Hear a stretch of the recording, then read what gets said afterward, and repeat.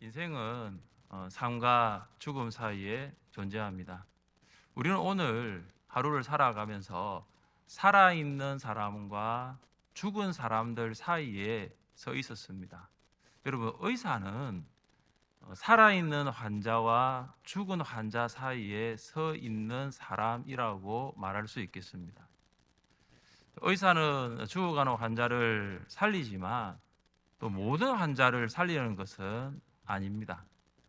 살아있는 사람들은 퇴원하여 일상으로 돌아가지만 죽은 사람은 장례식장으로 옮겨져 흙으로 돌아갑니다.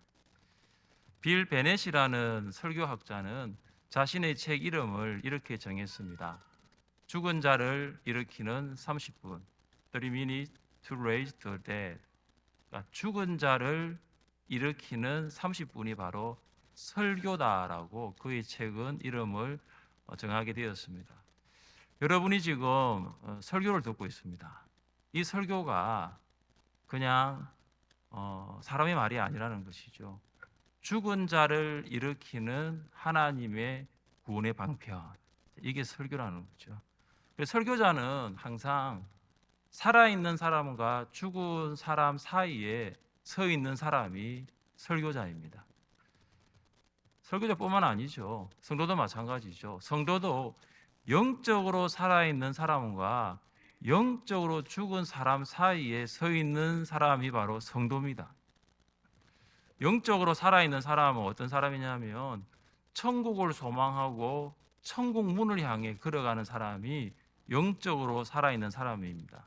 영적으로 죽은 사람은 안 됩니다. 천국 문이 아니라 점점 더 지옥 문 앞으로 가까이 가는 사람이 영적으로 죽은 사람입니다. 이처럼 우리는 죽은 자와 산자 사이에 서 있는 것입니다. 그런 우리에게 하나님께서 성경을 통해 어떻게 살라는 교훈을 주고 계십니까?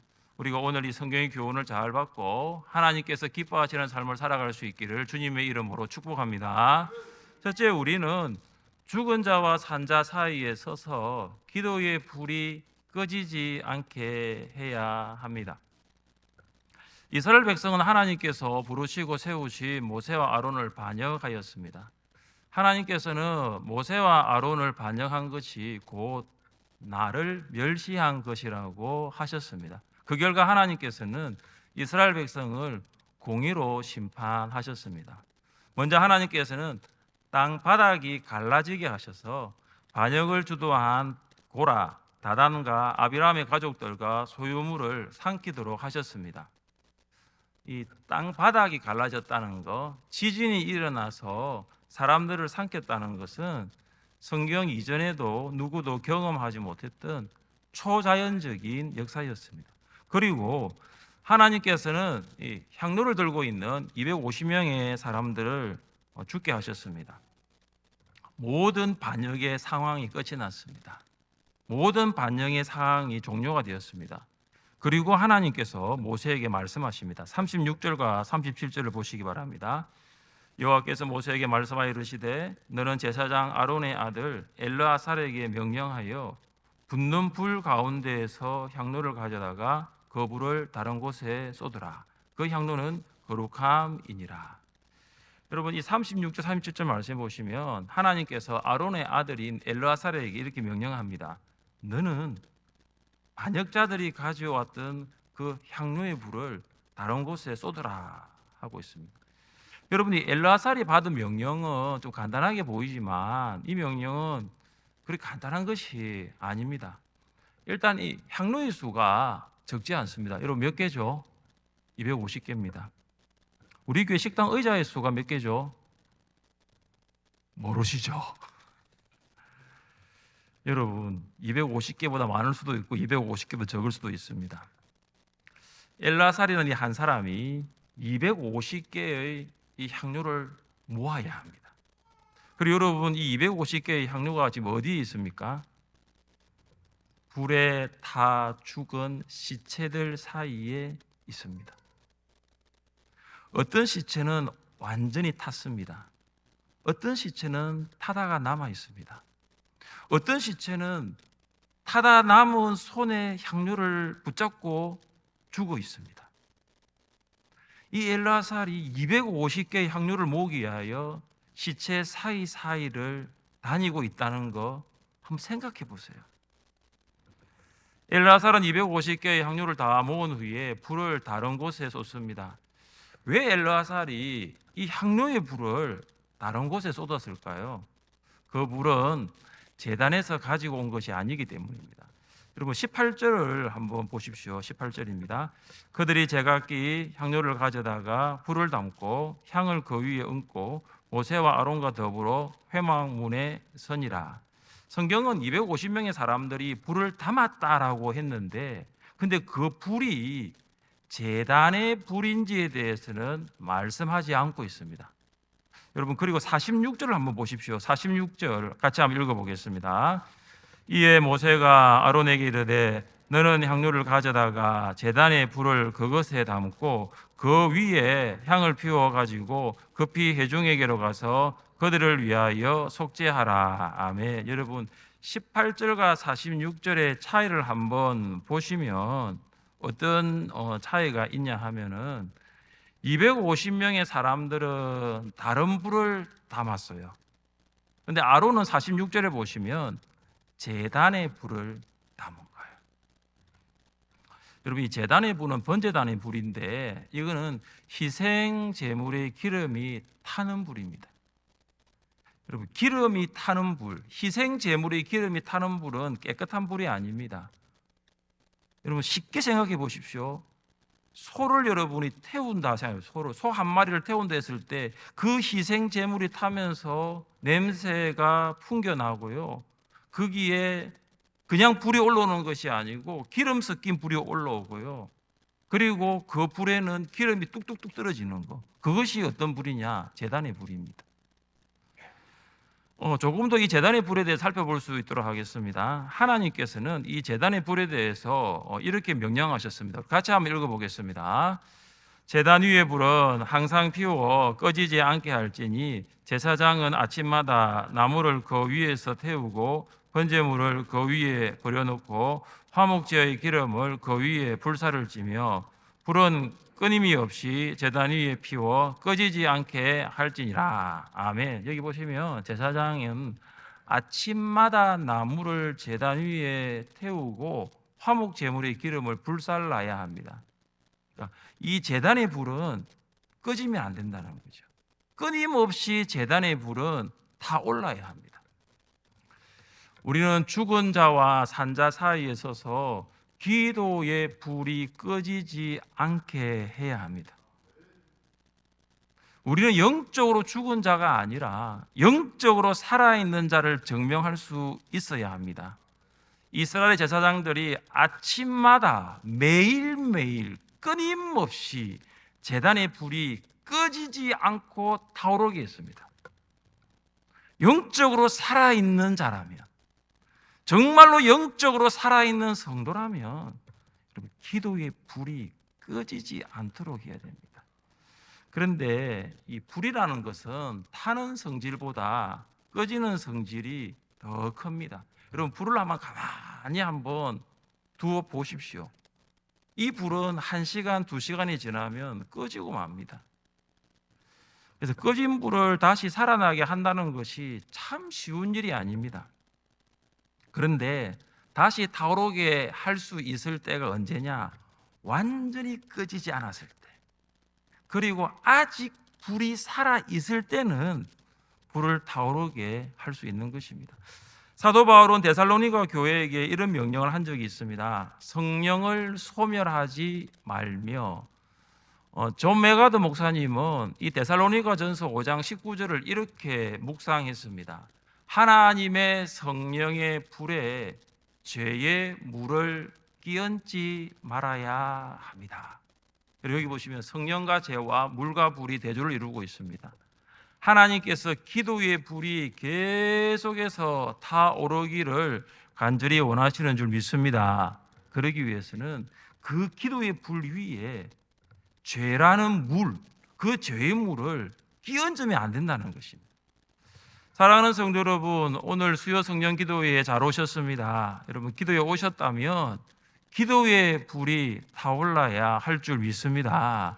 여러분, 기도회에서는 기도회의 불이 타올라야 돼요. 기도회에서는 기도회의 불이 붙어야 되는 거죠. 그러기를 원하신다면 죄를 고백하십시오. 기도의 불이 타오르기를 원하지만 타오르지 않는 이유가 내 안에 고백하지 않은 죄가 있다라는 거예요. 불신앙과 불순종의 죄, 사명과 직분에 대하여 충성하지 않은 불충성의 죄, 게으름의 죄, 성도를 사랑하지 않고 미워한 죄, 하나님보다 세상을 더 사랑한 죄, 내 안에 이런 죄가 있으면 내 안에 기도의 불이 있는데 그 기도의 불을 어떻게 해요? 꺼지게 하는 죄의 물이라는 거죠. 여러분, 이러한 죄들을 우리가 해결하지 않으면 내 안에 있는 이 기도의 불은 점점 꺼질 수가 있습니다. 그러나 이런 죄를 해결하면 하나님께서 우리 안에 기도의 불을 다시 타오르게 하실 줄 믿습니다. 죄를 해결하고 기도의 불이 꺼지지 않고 계속하여 타오를 수 있기를 주님의 이름으로 축복합니다. 하나님께서 성경을 통해서 우리에게 주시는 두 번째 교훈은 무엇입니까? 둘째, 우리는 죽은 자와 산 자 사이에 서서 기도가 기념물이 되게 해야 합니다. 38절입니다. 사람들은 범죄하여 그들의 생명을 스스로 해하였거니와 그들이 향료를 여호와 앞에 드렸으므로 그 향료가 거룩하게 되었나니 그 향료를 쳐서 제단을 쌓는 철판을 만들라. 이스라엘 자손에게 표가 되리라 하시니라. 하나님께서는 엘라사르에게 이렇게 명령합니다. 그 반역자들이 가지고 왔던 그 향료를 망치로 펴서 제단을 쌓는 철판을 만들라고 하십니다. 여러분, 이 향료는 노수로 만들어진 것입니다. 그러니까 이걸 망치로 편다는 것은 그렇게 어려운 일이 아닙니다. 그래서 250개의 조각을 이어서 제단을 쌓는 것입니다. 자, 왜 하나님께서 이렇게 하시게 하셨는지가 참 궁금하지 않습니까? 여러분, 40절 말씀을 함께 읽겠습니다. 40절입니다. 이스라엘 자손의 기념물이 되게 하였으니 이는 아론 자손이 아닌 다른 사람은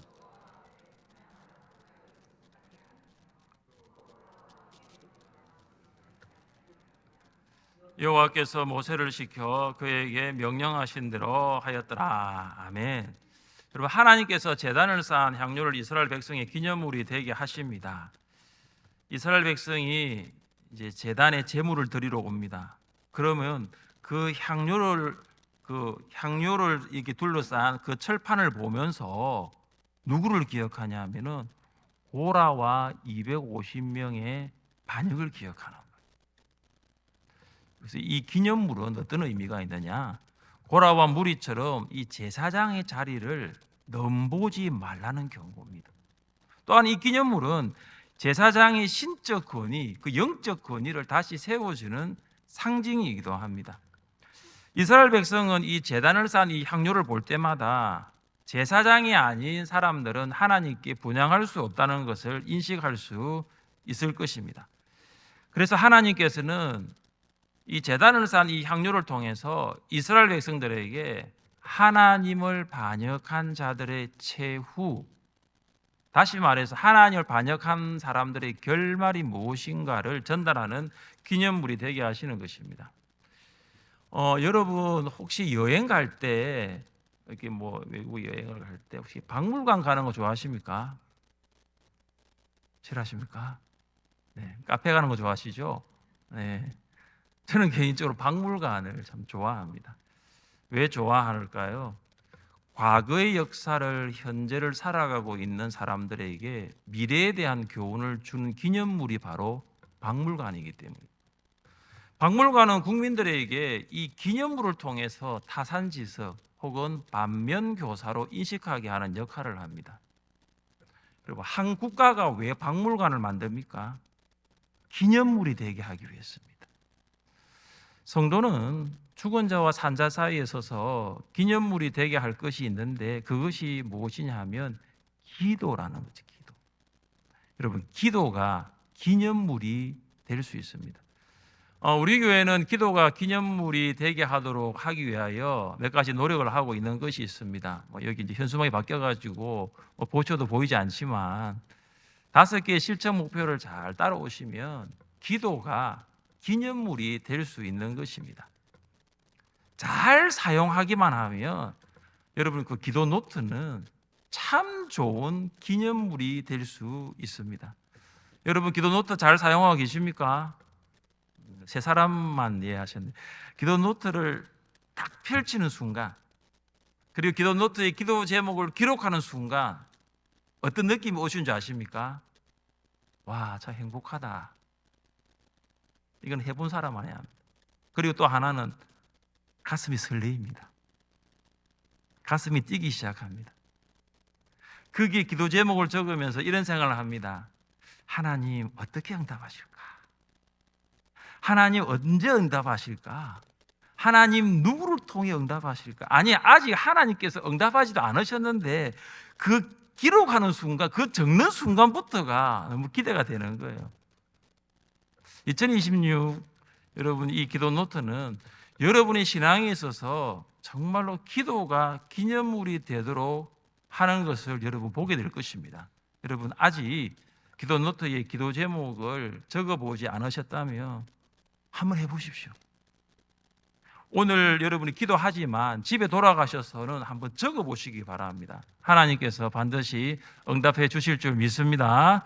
하나님께서 성경을 통해서 우리에게 주시는 세 번째 교훈은 무엇입니까? 셋째, 우리는 죽은 자와 산 자 사이에 서서 중보 기도로 죽은 자를 살려야 합니다. 땅이 입을 열어 고라와 반역자들을 삼켰습니다. 하나님의 불이 250명의 반역자들을 다 죽게 했습니다. 너무 비참한 일 아닙니까? 이런 일들이 연이어 일어났습니다. 여러분, 이런 일이 일어났으면 이스라엘 백성은 이 반역자들의 비참한 결말을 보았지 않습니까? 그러면 하나님께서 부르시고 세우신 모세와 아론의 건의를 인정할 줄 알아야 합니다. 그런데 이스라엘 백성이 어떻게 합니까? 여러분 41절과 42절 상반절을 제가 한번 읽어보겠습니다. 이튿날 이스라엘 자손의 온 회중이 모세와 아론을 원망하여 이르되 너희가 여호와의 백성을 죽였도다 하고 회중이 모여 모세와 아론을 칠 때에 이스라엘 백성이 모세와 아론을 원망합니다. 회개하기보다 불평을 늘어놓습니다. 전날 사람들이 죽은 것이 모세와 아론의 책임이라고 말합니다. 그리고 그들은 모세와 아론을 치려고 합니다. 그때 회막에 갑자기 구름이 덮이고 하나님의 영광이 다시 나타납니다. 하나님께서 모세와 아론에게 이스라엘 백성을 멸하겠다고 말씀하십니다. 그때 모세와 아론이 이 사건의 심각성을 깨닫고 하나님 앞에 엎드립니다. 그런데 하나님께서 아무 응답을 하지 않습니다. 하나님 앞에 엎드렸는데, 하나님 앞에 기도하였는데 하나님께서 아무 응답도 하지 않고 오히려 사람들이 연병으로 죽어가고 있습니다. 그때 모세가 아론에게 이렇게 말합니다. 너는 향료를 가져다가 제단의 불을 그것에 담고 그 위에 향을 피워가지고 급히 회중에게로 가서 그들을 위하여 속죄하라. 아론이 향료를 가지고 제단의 불을 담습니다. 그 위에 향을 피웁니다. 그리고 이스라엘 백성이 있는 곳으로 아주 빨리 달려갑니다. 걸어가지 않습니다. 아론이 향료를 두고 연병으로 죽어가고 있는 백성들을 위하여 힘을 다해 달려갑니다. 도착해 보니 이스라엘 진영이 아비규환입니다.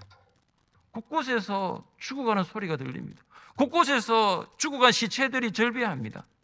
그때 아론이 이 향료를 들고 죽은 자와 산 자 사이에 딱 섭니다. 이 향료를 들고 딱 서는 그 순간 연병이 그칩니다. 그러나 오늘 본문은 연병으로 죽은 사람이 14,700명이라고 말씀하고 있습니다. 여러분, 향료를 들고 이스라엘 진을 향해 달려가는 아론을 한번 생각해 보세요. 그리고 그 아론이 수없이 많은 산자와 죽은 자들 사이에 서 있는 그 모습을 한번 상상해 보세요. 그 순간 아론 말고 보이는 분이 한 분 계십니다. 누가 보이느냐? 산자와 죽은 자 사이에 향료를 들고 있는 아론 말고 한 분이 더 보입니다. 그분이 누구입니까? 예수님입니다. 예수님은 죽은 자와 산 자 사이에 중보자로 서셨습니다. 골고다에는 세 개의 십자가가 있습니다. 중앙에는 예수님이 달린 신 십자가, 좌우에는 행악자들이 달린 십자가입니다. 한편 행악자는 예수님을 저주하고 모욕하였지만 다른 편 행악자는 예수님의 이름을 불렀습니다. 예수님은 한편 행악자의 부르짖음을 들으시고 그에게 천국을 약속하셨습니다. 무슨 말입니까? 예수님은 죽은 자와 산 자 사이에 중보자로 서신 것입니다. 우리 같이 한번 읽어보겠습니다. 그러므로 자기를 힘입어 하나님께 나아가는 자들을 온전히 구원하실 수 있으니 이는 그가 항상 살아계셔서 그들을 위하여 간구하심이라. 아멘. 예수님은 하나님 보좌 우편에서 하나님께 나아가는 자들의 구원을 위하여 간구하고 계심을 믿습니다. 이것이 예수님의 중보 기도 사역이에요. 이제 우리가 이 사역을 해야 됩니다. 예수님이 산자와 죽은 자 사이에 서셔서 죽은 자를 영적으로 죽은 자를 살리신 것처럼 이제 우리가 산자와 죽은 자 사이에 서서 영적으로 죽은 자를 살리는 것입니다. 성경이 이렇게 말씀합니다. 또 다른 천사가 와서 제단 곁에 서서 금 향료를 가지고 많은 향을 받았으니 이는 모든 성도의 기도와 합하여 보좌 앞 금 제단에 드리고자 함이라. 향년이 성도의 기도와 함께 천사의 손으로부터 하나님 앞으로 올라가는지라.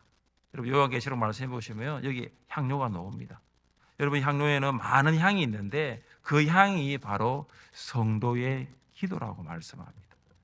아론이 들고 있는 향료를 죽어가는 이스라엘 백성을 살리신 기도라는 것입니다. 여러분의 기도가 영적으로 죽어가고 있는 우리의 자녀들, 우리의 성도들, 우리의 VIP들을 살리게 될 줄 믿습니다. 목녀 여러분 531 목장 총수석 주의를 위해서 정말로 목원들을 위해서 기도하고 있습니까? 정말로 장기 결석한 목원들을 위하여 정말로 기도하고 있습니까? 목원들을 위한 여러분의 중보 기도는 목원들을 살리는 기도의 향이 될 것입니다. 여러분 목원들은 그 향을 통해서 영적으로 살아날 것입니다. 부모 여러분 자녀들을 위하여 기도하고 있습니까? 여러분 정말로 자녀들을 위하여 중보 기도하고 있습니까? 여러분의 중보 기도는 자녀들을 살리는 향이 될 것입니다. 그래서 여러분 중보 기도는 멈추지 말아야 됩니다. 중보 기도는 멈추고서는 안 된다는 거예요. 우리 같이 한번 읽어보겠습니다. 나는 너희를 위하여 기도하기를 싫은 죄를 여호와 앞에 결단코 범하지 아니하고 선하고 의로운 길을 너희에게 가르칠 것인즉. 이 누구의 말이죠? 누구의 말이죠? 사무엘이죠. 사무엘은 말합니다. 중보 기도를 쉬는 것은 죄라는 것이죠. 여러분 중보 기도를 멈추는 것은 죄입니다. 왜 죄입니까? 중보 기도를 멈추면 영적으로 죽어가는 자를 살릴 수가 없어요. 중보 기도를 멈추면 정말로 영적으로 죽어가고 있는 내 자녀, 우리 목원, 우리 성도를 살릴 수가 없는 거예요. 그래서 그것은 죄라는 거예요. 여러분 지금이 영적 골든타임입니다. 지금이 바로 영적으로 죽어가고 있는 목원을 살릴 수 있는 마지막 기회가 될 수 있습니다. 여러분 장기 결석한 목원들이 531 목장 총출석 주일에 예배를 함께 드림으로 그들의 영혼이 살아날 수 있기를 위하여 중보 기도할 수 있기를 간절히 바랍니다. 스코틀랜드 서북쪽에 루이스라는 섬이 있습니다. 1950년 이 루이스 섬에 위기가 왔습니다. 젊은이들이 모두 교회를 떠나버립니다. 그리고 교회는 노인들만 남습니다. 젊은이가 떠난 이 교회를 가만히 두고만 볼 수 없었던 그 교회 노인 2명이 오두막에서 그 섬을 위하여 중보 기도를 시작합니다. 그렇게 루이스 섬을 위하여 중보 기도를 한 지 4년이 지났습니다. 그때 어떤 일이 생겼느냐 하면은 맥주집에 청년들이 저녁에 다 모여 있는데 성령께서 역사를 하시는 거예요. 그 술집에 모였던 청년들이 회개하고 변화되어서 하나님께로 돌아오기 시작합니다.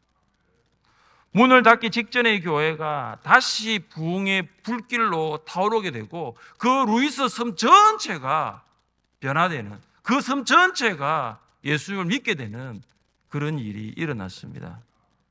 이 일의 시작은 두 노인의 4년 동안의 끊임없는 중보기도였어요. 그 노인들이 한 게 기도밖에 없었어요. 끊임없는 중보기도를 통해서 하나님께서 역사하신 것입니다. 기도의 사람 이엠 바운절은 이런 말을 남겼습니다. 교회는 더 좋은 계획과 방법을 찾고 있지만 하나님께서는 더 좋은 사람을 찾고 계신다. 성령의 역사는 어떤 방법이 아니라 기도의 사람을 통해 이루어진다. 하나님께서 찾고 계신 더 좋은 사람이 여러분 될 수 있기를 바랍니다. 바로 여러분이 기도의 사람이 되면 되는 것입니다.